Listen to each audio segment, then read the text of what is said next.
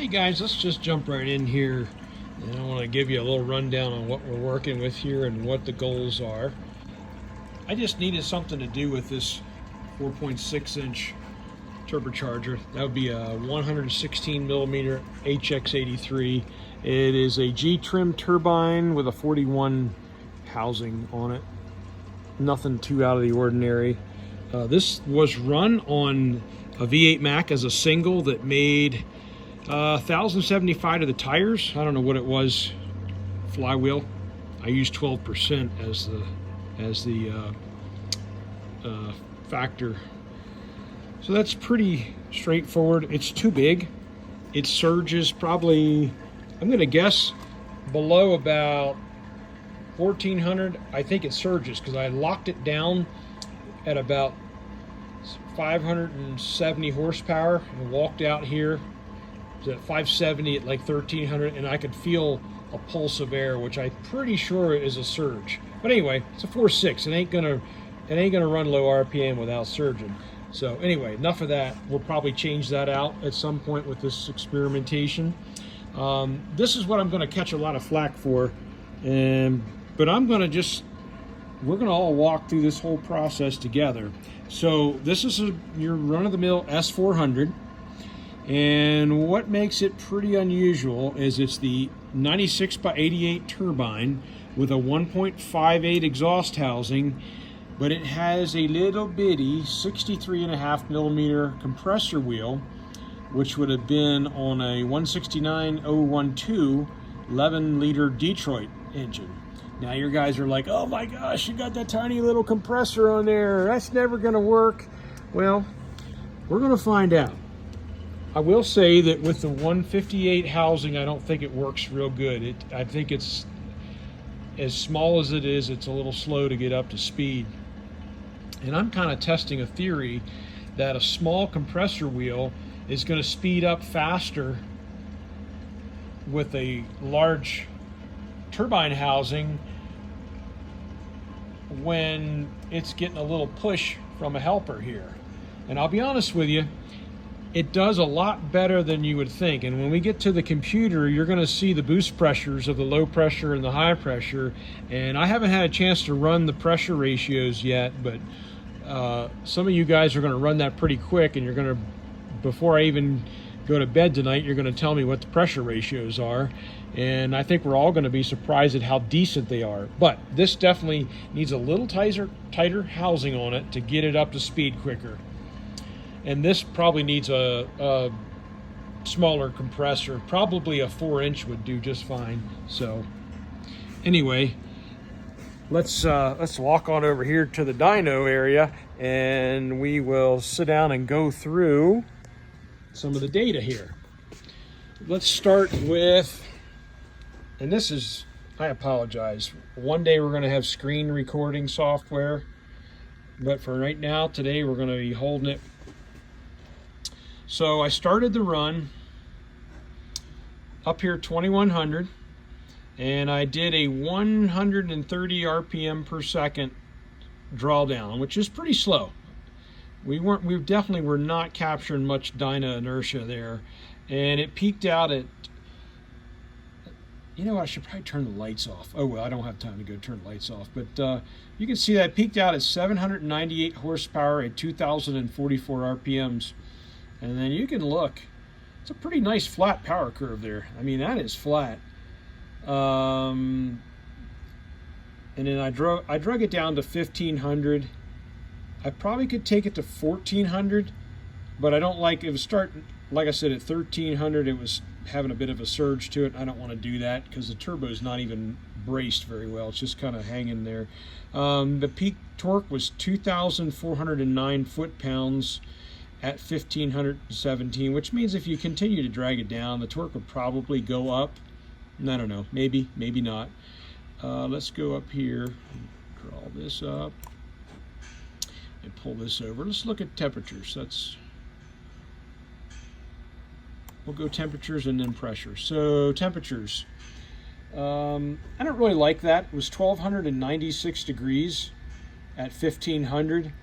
That's in the manifold, really hotter than I would like, but this is what I want to kind of draw your attention to. Right around 1800, we started out up here at around peak horsepower at 1280. Look at how 1800 it drops. Very seldom do you see exhaust temperatures drop in a run. So there's something going on here around 1800. Compressor just discharge. So only 442 degrees coming out of the compressor. And that's after 2 stages of compression. That's a pretty good number. Some of you smart people are going to attest to that. Of course, you don't know what the boost is yet, so you don't really know if that's a good number or not. But I'm going to tell you it's not too bad. Let's go ahead and reach over here and grab the boost. And I'll just give a quick little auto scale and then synchronize 1 and 2. Okay, I'll go ahead and pop the maximums on here just for the heck of it. All right, we'll start with the ugly, the back pressure. 41 pounds of back pressure at 2,072 RPM. I think our peak, 2,044 is where the peak horsepower was. 40.93 pounds of back pressure. 35.4 pounds of boost. Now that's nasty looking. I don't like to see, what, 40 and 30. It's only 5 pounds. I guess it isn't as bad as it looks. The scale is pretty tight on this. So remember we talked about, and here's what the low pressure was putting out. That big 4.6 at peak horsepower was putting out 28 pounds of boost by itself. And I'll tell you, my Mac made 1,075 to the tires at 28 psi. So 28 psi out of that thing is moving some air. Let's move on down here. This is where the magic happens, right here. This is a crossover. This is where our back pressure and boost cross over, and check this out. Not only does it cross over, but it continues to plummet. So to the point where our best case scenario is like right at 1,500 RPM. We got 30.48 pounds of drive pressure and 37 pounds of boost.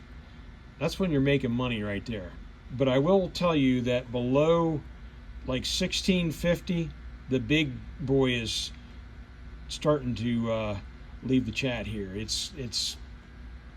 mean, it's still putting out 24.79, but now we're down here to 23 pounds, and then ultimately it bottoms out at 21.5 pounds. That's actually not too bad for a turbo that big, but I don't think it's too far from going into surge. So there you've had it. You got a little rundown on the engine, a little rundown on the setup, and then the data. So I know you guys are going to be like, well, you're running a stupid 20 or 63.5 millimeter compressor wheel, and I get it, but you're going to find out, I think we're all going to find out that it's not as bad as you think, because you know the Acert is only a 62 millimeter, and you got that tiny little turbine. I got a feeling that once we get this thing set up with, let's say, a 70 millimeter, 70, well, my only choice down is a 72 or 71, but I think I'm probably going to leave the 63 on there for a while, but we're going to go smaller on the turbine housing. I think a 146 or 145, whatever, is going to probably do pretty good. Although we're going to put a 132 on it, and it's probably going to do really good with that.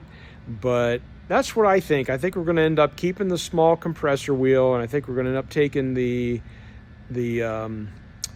turbine housing on the high pressure down to pretty low. We also have a 132 gated that I might want to put on there. That would be an interesting one too. So, and then on the, I'll turn this back around. You don't need to look at my mug anymore. And then, like I said before, on the low pressure, we'll probably end up going down to a 100 millimeter, 100, 102, whatever, 4-inch, or maybe a 4.1. I have a 4.1 that I think would spool really nice on here as a low pressure, because guess what? It was made by Cummins to be the low pressure on a KTTA. So anyway, that's it. We're going to try and get this on the YouTube, and it'll take forever to load up. Maybe you'll see it tonight, maybe you'll see it in the morning. And the other thing is, I'll let you guys know when the t-shirts are coming. That's an interesting story there, but we'll catch up with you guys later. Bye.